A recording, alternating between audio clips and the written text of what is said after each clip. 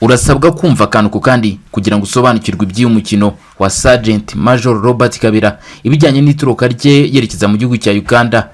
Ku myaka 45 ye yari yaturutse igihugu cy'u Rwanda yerekeza muri Uganda, aho yari akurikiranwe ibyaha bihambaye. Wavuga ko yaziraga umuryango wa Fred Gisa Rwigema ngo kuko yaganiraga nabo, ndetse mubo avuga ko yaziraga harimo Kizito Mihigo, aho kandi mu mazina yavuze hagarukamo Jean Bosco Kazura uyu wabaye umugaba w'ingabo z'igihugu cy'u Rwanda, ndetse kandi akavuga ko ari bijyanye no kuba yarimwe mission byibuze kuva mu mwaka w'2004 kugeza ubwo yatorokaga, kandi yaramaze igihe kinini mu gisirikare, ndetse ngo yatangiranye nacyo ubwo cyari APR kugeza ubwo cyabaye FPR Inkotanyi, ndetse biza kurangira gindutse RDF akibarizwa muri iki gisirikare cy'u Rwanda, ariko nihabwa mission.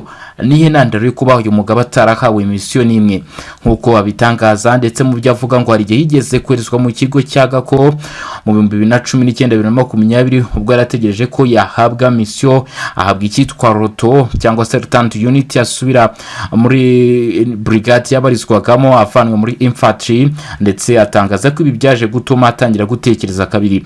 Umuzi w'ikibazo cya Sergeant Major Robert Kabera nubuhe?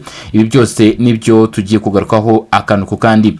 Ni Sergeant Major Robert Kabera wari umusirikare w'icyamamare mu Rwanda kubera kuvanga akazi ke n'umuziki, aho yatangaje n'impamvu yatumye aturuka igihugu mu Gushyingo umwaka w'2020. Uyu mugabo nibwo yaturutse. Ibyo bitangaje ku itariki 2 z'ukwezi kwa 8 2023, ariko byari mu ijoro ryo ku itariki 2 z'ukwezi kwa 8 2023 ni kugitangaza amakuru cyane mu Rwanda.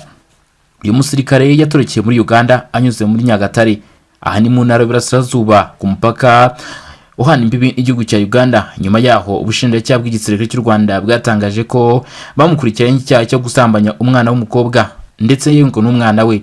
Mu kiganiro yagennye na Daily Monitor ubwo yarageze muri Uganda mu 2020, Sergeant Robert yasobanuye ko yatotezwaga azira kuvugana n'umuryango wa Major General Fred Gisa Rwigema. Ati ndi muri Uganda nshaka ubuhungiro, munga bamiga bashaka guhitana ubuzima bwanjye, igihugu nigishaka uvugana nabo umuryango wa Rwigema kandi ngiye dufitanye isano nabo.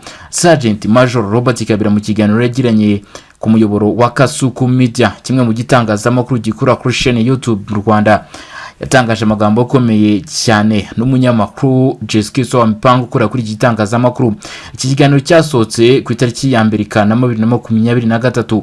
Yatangaje ko imibereho nk'umusirikare w'u Rwanda yari mibi kuko mu gihe kirekire yamaze mu ngabo z'iki gihugu RDF atigeze ahabwa amahirwe yo kujya muri mission mu mahanga.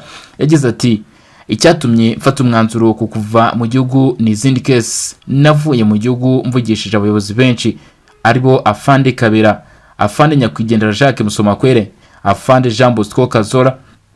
Abo bose nabanyuze mu telefona mbabwira case yanjye barayirengagiza.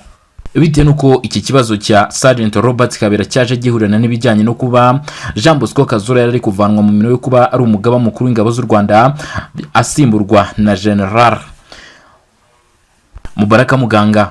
Kugeza kuri ubu ngubu ni full general, ariko icyo gihe amusimbura yari Lieutenant General.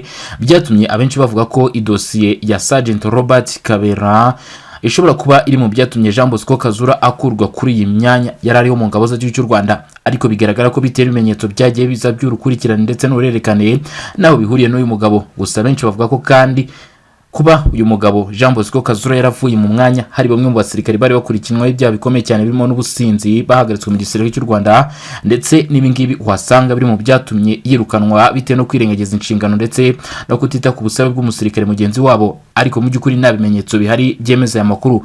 Sergeant Robert ati ngewe ureba uyu ni nge musirikare wabayeho mu myaka yose nabayeho kuva u Rwanda cyangwa RDF yava kuba RPA, izo ngabo zose zagiye zibona mission, ariko ninjye musirikare utarigeze ubona even single mission yashoboraga kumesha byibuze miliyoni imwe kuva mu 2004 twatangira izo mission. Umusirikare umaze iyo myaka yose kuva twafata igihugu kugeza mu 2020 mu kwezi kwa 11 n'uruka igihugu. Aya ni amagambo ye aho yagaragaza ko atigeze ahabwa mission imwe. Kuri iki gitangazamakuru twavuze haraguru yavuze ko byibuze kuva mu 2004 kugeza byibuze mu 2020 satira mu 2019 atigeze ahabwa mission imwe, kandi byamubaje cyane bitewe n'uko yarwanira igihugu ndetse abandi basirikare bazaga bamusanga bo bahabwaga misiyo. Ayakomeje avuga ko yatumirwaga mu birori bitandukanye ari kumwe n'abandi bahanzi bo bagasinyirwa amasheke ya za miliyoni bagacyura icupa ry'amazi gusa. Ati ni hamwe mwajyaga mwibaza ngo Robert ashobora kuba yarariye nabi. Ku bantu tujya muri meetings z'abahanzi ubona abana baparika mu modoka, njyewe nkuramo kasike mu mutwe nishyura umumotari, ngo ibi biri mu byamubazaga cyane kubona ari umuhanzi w'icyamamare ndetse yarakoreye igihugu bishoboka byose, akaba abona bagenzi be bafite amamodoka bangana ndetse bakora umuziki ugasanga we arishyura umumotari. Mu 2018 ngo nibwo yimuriwe mu yindi batayo, aha byagombaga kumworohera cyane kujya mu butumwa bw'amahoro vuba, ariko yavuze ko ubwo igihe cyari kigeze yasubijwe mu itsinda rye rishinzwe umuziki Military Band. Ati mu 2018 babonye mbarembeje kubasaba misiyo bahise banshyira muri infantry battalion y'157. Twabitsa ko infantry ari mu basirikare bakomeye cyane barwana, dukora amasomo medical check up ibijyanye n'ubuzima. Tujyaga ko twese abasirikare bajya igako mu karere ka Bugesera babategereje misiyo. Tukwita imyaka 2 ngo ni kuva mu 2019 kugeza mu 2020. Bigeze igihe cyo kurira indege abasirikare ngo bagende, COVID-19 itangira, ubwo nibwo baje kuma ikintu cyitwa Roto Retant Unit. Njye nyine mu basirikare bose twari twajyanwe muri iyo batayo mu gigo cyaga ko bategereje misiyo, ngo ibi byamuciye intege bikomeye cyane ndetse abona ko hari ikindi ashobora kuba ari kuzira, niko gutangira iperereza rye ku giti cye no kwibaza impamvu yaba adahabwa misiyo.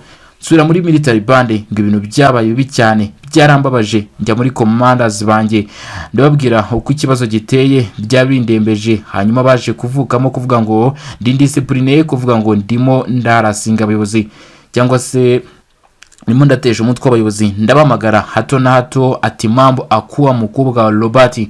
Ati Robert ni muntu ki? Ubundi Robert ni muntu ki? Ngibyo byatumye Robert ava mu Rwanda yerekeza muri Uganda mu buhungiro. Icyakoze umusirikare yavuze ko muri kwego rwo kwirinda kwitwa ikigarasha hari ibindi adashobora kuvuga, byose bikubiye mu mpamvu zatumye aturuka. Uyu mugabo ageze mu gihugu cya Uganda naho aho yahungiye yakomeje kugenda avugwaho amagambo atandukanye, dore ko yaje no gutabwa muri yombi.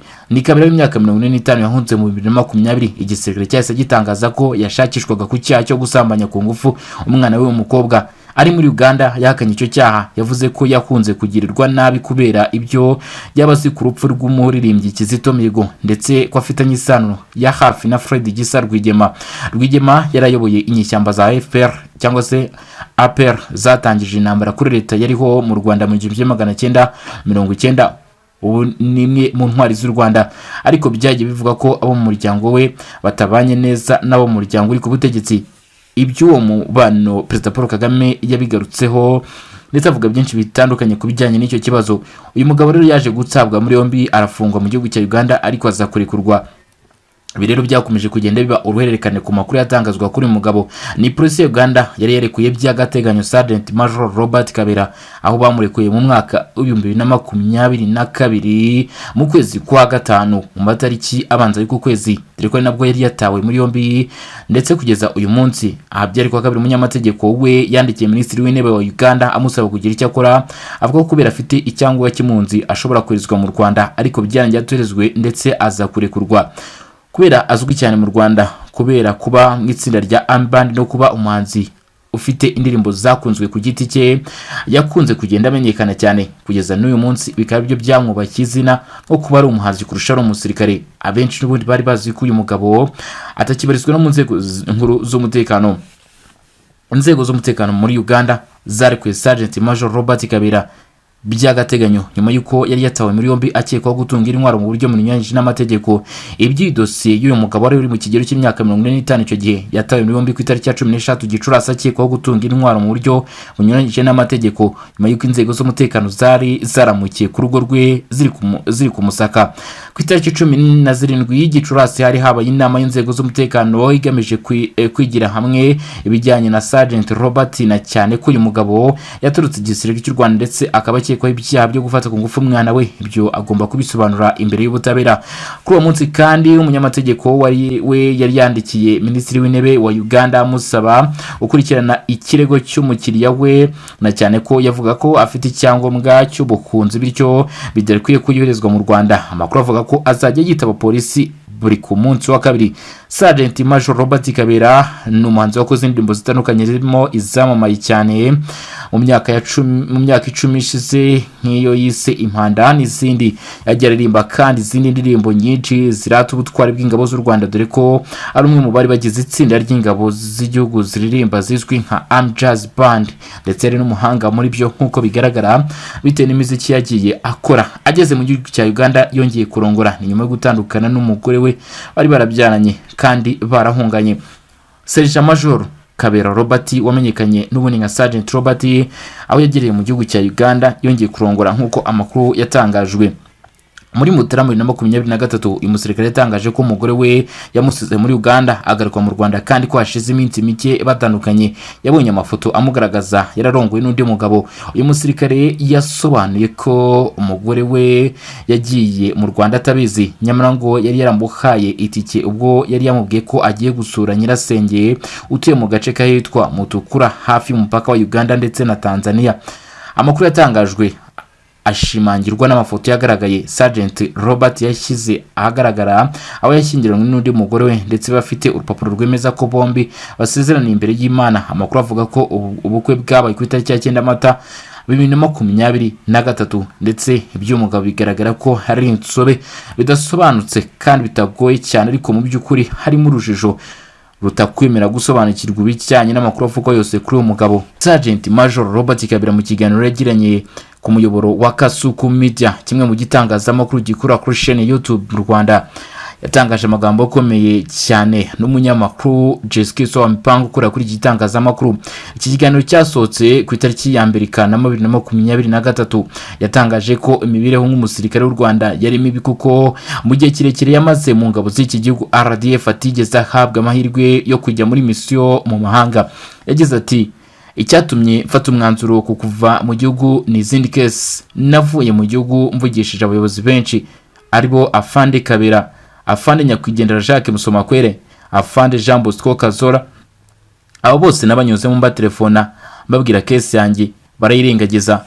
Bitewe nuko iki kibazo cya Sergeant Robert Kabera cyaje gihurana n'ibijyanye no kuba Jean Bosco Kazura yari kuvanwa mu minwe yo kuba ari umugaba mukuru w'ingabo z'u Rwanda asimburwa na General Mubaraka Muganga. Kugeza kuri ubu ngubu ni full general, ariko icyo gihe amusimbura yari Lieutenant General. Byatumye abenshi bavuga ko idosiye ya Sergeant Robert Kabera ishobora kuba iri mu byatumye Jean Bosco Kazura akurwa kuri iyi myanya yari ariho mu ngabo z'igihugu cy'u Rwanda, ariko bigaragara ko bitera ibimenyetso byagiye biza by'urukurikirane ndetse n'urerekane naho bihuriye n'uyu mugabo. Gusa benshi bavuga ko kandi kuba uyu mugabo Jean Bosco Kazura yaravuye mu mwanya hari bamwe mu basirikare bari bakurikiranwa ibyaha bikomeye cyane birimo n'ubusinzi bahagaritswe mu gisirikare cy'u Rwanda, ndetse n'ibingibi uhasanga biri mu byatumye yirukanwa bitewe no kwirengagiza inshingano ndetse no kutita ku busabe bw'umusirikare mugenzi wabo. Ariko mu by'ukuri nta bimenyetso bihari byemeza aya makuru. Sergeant Robert ati ngewe ureba uyu ni nge musirikare wabayeho mu myaka yose nabayeho kuva u Rwanda cyangwa RDF yava kuba RPA, izo ngabo zose zagiye zibona mission, ariko ninjye musirikare utarigeze ubona even single mission yashoboraga kumesha byibuze miliyoni 1 kuva mu 2004 twatangira izo mission. Umusirikare umaze iyo myaka yose kuva twafata igihugu kugeza mu 2020 mu kwezi kwa 11 n'uruka igihugu. Aya ni amagambo ye aho yagaragaza ko atigeze ahabwa mission n'imwe kuri iki gitangazamakuru twavuze haraguru. Yavuze ko byibuze kuva mu 2004 kugeza byibuze mu 2020 satira mu 2019 atigeze ahabwa mission n'imwe, kandi byamubaje cyane bitewe nuko yarwanira igihugu ndetse abandi basirikare bazaga bamusanga bo bahabwaga mission. Ayakomeje avuga ko yatumirwaga mu birori bitandukanye ari kumwe n'abandi bahanzi bo bagasinyirwa amasheke ya za miliyoni bagacyura icupa ry'amazi gusa. Ati ni hamwe mwajyaga mwibaza ngo Robert ashobora kuba yarariye nabi ku bantu tujya muri meetings z'abahanzi ubona abana baparika mu modoka, njyewe nkuramo kasike mu mutwe nishyura umumotari, ngo ibi biri mu byamubazaga cyane kubona ari umuhanzi w'icyamamare ndetse yarakoreye igihugu bishoboka byose, akaba abona bagenzi be bafite amamodoka bangana ndetse bakora umuziki, ugasanga we arishyura umumotari. Mu 2018 ngo nibwo yimuriwe mu yindi batayo, aha byagombaga kumworohera cyane kujya mu butumwa bw'amahoro vuba, ariko yavuze ko ubwo igihe cyari kigeze yasubijwe mu itsinda rye rishinzwe umuziki Military Band. Ati mu 2018 babonye mbarembeje kubasaba misiyo bahise banshyira muri Infantry Battalion y'157. Twabitsa ko infantry ari mu basirikare bakomeye cyane barwana, dukora amasomo medical check up ibijyanye n'ubuzima. Tujyaga ko twese abasirikare bajya igako mu karere ka Bugesera babategereje misiyo, tukwita imyaka 2 ngo ni kuva mu 2019 kugeza mu 2020.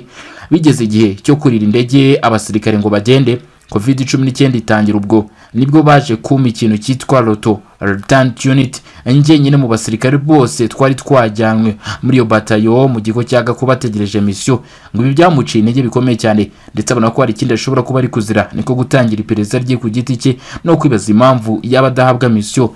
Sura muri Military Band ngo ibintu byabaye bibi cyane, byarambabaje, njya muri commanders banjye ndababwira uko ikibazo giteye, byabindembeje. Hanyuma baje kuvukamo kuvuga ngo ndi discipline, kuvuga ngo ndimo ndarasinga abayobozi cyangwa se nimo ndatesha umutwe abayobozi, ndabamagara hato na hato. Ati mambo akuwa mukubwa wa Robert, ati Robert ni muntu ki, ubundi Robert ni muntu ki? Ngibyo byatumye Robert ava mu Rwanda yerekeza muri Uganda mu buhungiro. Icyakoze umusirikare yavuze ko muri kwego rwo kwirinda kwitwa ikigarasha hari ibindi adashobora kuvuga, byose bikubiye mu mpamvu zatumye aturuka. Uyu mugabo ageze mu gihugu cya Uganda naho aho yahungiye yakomeje kugenda avugwaho amagambo atandukanye, dore ko yaje no gutabwa muri yombi. Ni kabiri y'imyaka 45 yahunze mu 2020. Igisirikare cyahise gitangaza ko yashakishwaga ku cyaha cyo gusambanya ku ngufu umwana we w'umukobwa. Ari muri Uganda yakanye icyo cyaha, yavuze ko yakunze kugirirwa nabi kubera ibyo yabazi ku rupfu rw'umuririmbyi Kizito Mihigo, ndetse ko afitanye isano ya hafi na Fred Gisa Rwigema. Rwigema yarayoboye inyishyamba za FPR cyangwa se APR zatangije intambara kuri leta yariho mu Rwanda mu 1990. Ubu nimwe mu ntwari z'u Rwanda, ariko byagiye bivuga ko abo mu muryango we batabanye neza n'abo mu muryango uri ku butegetsi. Iby'uwo mubano Perezida Paul Kagame yabigarutseho ndetse avuga byinshi bitandukanye ku bijyanye n'icyo kibazo.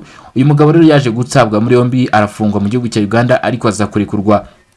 Ibi rero byakomeje kugenda biba uruhererekane ku makuru yatangazwa kuri mugabo. Ni polisi ya Uganda yari yarekuye by'agateganyo Sergeant Major Robert Kabera, aho bamurekuye mu mwaka w'2022 mu kwezi kwa gatanu mu matariki abanza y'uko kwezi, dore ko nabwo yari yatawe muri yombi. Ndetse kugeza uyu munsi byari kwa kabiri umunyamategeko we yandikiye Minisitiri w'Intebe wa Uganda amusaba kugira icyo akora, avuga ko kubera afite icyangombwa cy'impunzi ashobora kwerezwa mu Rwanda, ariko byarangiye atorezwe ndetse aza kurekurwa. Kubera azwi cyane mu Rwanda kubera kuba mu itsinda rya Amband no kuba umuhanzi ufite indirimbo zakunzwe ku giti cye, yakunze kugenda amenyekana cyane kugeza n'uyu munsi. Bikaba byo byamwubakiye izina nko kuba ari umuhanzi kurusha ari umusirikare. Abenshi n'ubundi bari bazi ko uyu mugabo atakibarizwa no mu nzego nkuru z'umutekano. Inzego z'umutekano muri Uganda zarekuye Sergeant Major Robert Kabera by'agateganyo nyuma yuko yari yatawe muri yombi akekwaho gutungira intwaro mu buryo bunyuranyije n'amategeko. Iby'idosiye y'uyu mugabo wari uri mu kigero cy'imyaka 45 icyo gihe yatawe muri yombi ku itariki ya 13 Gicurasi akekwaho gutungira intwaro mu buryo bunyuranyije n'amategeko, nyuma yuko inzego z'umutekano zari zaramukiye ku rugo rwe ziri kumusaka. Ku itariki 17 Gicurasi hari habaye inama y'inzego z'umutekano igamije kwigira hamwe ibijyanye na Sergeant Robert, na cyane ko uyu mugabo yaturutse igisirikare cy'u Rwanda ndetse akaba kwa ibyaha byo gufata ku ngufu umwana we. Ibyo agomba kubisobanura imbere y'ubutabera. Kuri uwo munsi kandi umunyamategeko we yari yandikiye Minisitiri w'Intebe wa Uganda amusaba gukurikirana ikirego cy'umukiriya we, na cyane ko yavuga ko afite icyangombwa cy'ubukunzi bityo bidakwiye kuyoherezwa mu Rwanda. Amakuru avuga ko azajya yitaba polisi buri ku munsi wa kabiri. Sergeant Major Robert Kabera ni umuhanzi wakoze indirimbo zitandukanye zirimo izamamaye cyane mu myaka 10 ishize nk'iyo yise Impanda n'izindi yagiye aririmba kandi izindi ndirimbo nyinshi zirata ubutwari bw'ingabo z'u Rwanda, dore ko ari umwe mu bari bagize itsinda ry'ingabo z'igihugu ziririmba zizwi nka Army Jazz Band, ndetse ari n'umuhanga muri byo nk'uko bigaragara bitewe n'imiziki yagiye akora. Ageze mu gihugu cya Uganda yongeye kurongora ni nyuma yo gutandukana n'umugore we bari barabyaranye kandi barahunganye. Sergeant Major Kabera Robert wamenyekanye n'ubundi nka Sergeant Robert aho yagereye mu gihugu cya Uganda yongeye kurongora nk'uko amakuru yatangajwe. Muri Mutarama 2023 uyu musirikare yatangaje ko umugore we yamusize muri Uganda agaruka mu Rwanda kandi ko hashize iminsi mike batandukanye. Yabonye amafoto amugaragaza yararongoye n'undi mugabo. Uyu musirikare yasobanuye ko umugore we yagiye mu Rwanda atabizi, nyamara ngo yari yaramuhaye itike ubwo yari yamubwiye ko agiye gusura nyirasenge utuye mu gace kahitwa Mutukura hafi y'umupaka wa Uganda ndetse na Tanzania. Amakuru yatangajwe ashimangirwa n'amafoto yagaragaye Sergeant Robert yashyize ahagaragara aho yashyingiranywe n'undi mugore we, ndetse bafite urupapuro rwemeza ko bombi basezeraniye imbere y'Imana. Amakuru avuga ko ubukwe bwabaye ku itariki ya 9 Mata 2023, ndetse iby'umugabo bigaragara ko hari insobe bidasobanutse kandi bitagoye cyane, ariko mu by'ukuri harimo urujijo rutakwemera gusobanukirwa ibijyanye n'amakuru avuga yose kuri uwo mugabo.